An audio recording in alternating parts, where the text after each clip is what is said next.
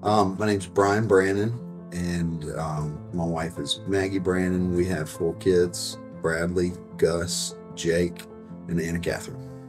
After college, some friends of mine and myself, we had all moved back to the Atlanta area, and had some buddies who, when when uh, when we were in high school and in college, they had invited me to go to Nicaragua and serve, and I just never thought it was really important.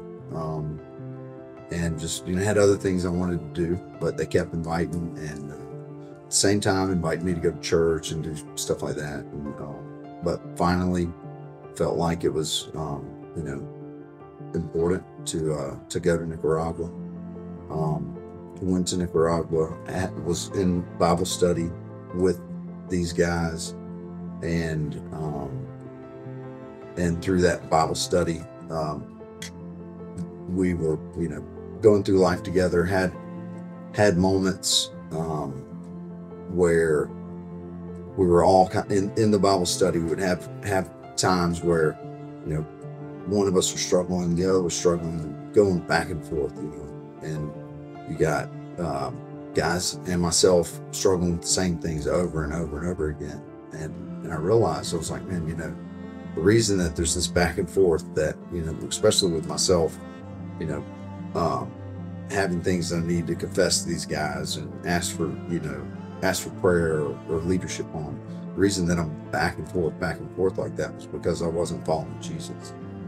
And I said, man, I don't want this back and forth anymore. I want to follow Jesus. I want that to be the most important thing in my life. And that's when I made the decision to follow Jesus. And I was 25. One thing was the peace that I had after deciding that I was going to follow Jesus, and then like I explained, the anxiety beforehand, being self-led, not knowing which decision to make, or which way to go.